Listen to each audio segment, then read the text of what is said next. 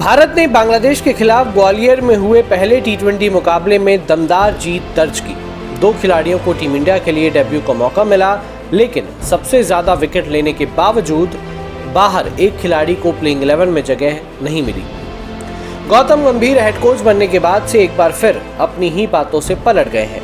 कभी जिस खिलाड़ी के लिए आवाज उठाया करते थे, प्लेयर ऑफ द सीरीज होने के बाद उस खिलाड़ी के ड्रॉप होने पर उन्होंने नाराजगी भी जाहिर की थी। अब श्रीलंका टी20 सीरीज में सबसे ज्यादा विकेट चटकाने के बावजूद उन्होंने खुद उसे बांग्लादेश के खिलाफ पहले मुकाबले में मौका नहीं दिया। हम यहाँ बात कर रहे हैं रवि बिश्नोई की। दिसंबर 2023 में ऑस्ट्रेलिया के खिलाफ प्लेयर ऑफ द सीरीज बनने के बाद साउथ अफ्रीका दौरे पर बिश्नोई को एक भी टी20 मैच खेलने का मौका नहीं मिला था। तब गंभीर सेलेक्टर्स के फैसले पर काफी गुस्सा हुए थे। अब उन्होंने बिश्नोई के साथ खुद वही काम किया है। वनडे वर्ल्ड कप खत्म होने के एक महीने बाद दिसंबर 2023 में भारत और ऑस्ट्रेलिया के बीच 5 मैचों की टी20 सीरीज खेली गई थी। इस सीरीज में रवि बिश्नोई ने 5 मुकाबलों में 9 विकेट चटकाए थे। इसके लिए उन्हें प्लेयर ऑफ द सीरीज चुना गया था। इसके बाद भारतीय टीम 3 मैचों की टी20 सीरीज के लिए साउथ अफ्रीका दौरे पर पहुंची थी, जहां बिश्नोई को एक भी मैच नहीं खिलाया गया था। उस वक्त भी सूर्य कुमार यादव ही टीम के कप्तान थे। वो पहली बार टीम की कप्तानी कर रहे थे।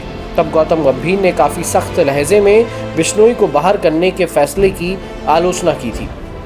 गौतम गंभीर ने कहा था कि प्लेयर ऑफ द सीरीज होना टीम से ड्रॉप होने का क्राइटेरिया है, इसलिए कभी भी ये हासिल नहीं करना चाहिए। वहीं उनके हेड कोच बनने के बाद बिश्नोई ने पहली बार श्रीलंका दौरे पर अपना जौहर दिखाया और टी20 सीरीज में सबसे ज्यादा विकेट लिए। अब गंभीर ने अपनी बात से पलटते हुए उन्हें बांग्लादेश के खिलाफ पहले मुकाबले में ही बेंच पर बैठा दिया और कोलकाता नाइट राइडर्स के लिए खेलने वाले वरुण चक्रवर्ती को मौका दिया।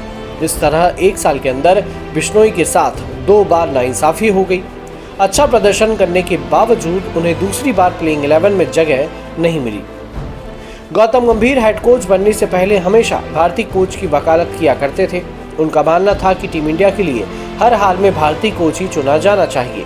विदेशी कोच को लेकर उन्होंने कई बार बीसीसीआई की आलोचना भी की थी। हालांकि जब वो खुद टीम इंडिया के हेड कोच बने तो अपने कोचिंग स्टाफ में 2 विदेशी कोच को शामिल किया। पहले उन्होंने अपने लंबे समय के साथी रियान टेन डेस्काटे को असिस्टेंट कोच बनाया। फिर उनके साथ आईपीएल में काम कर चुके मौने मौकल को बॉलिंग कोच के तौर पर टीम इंडिया में लेकर आए।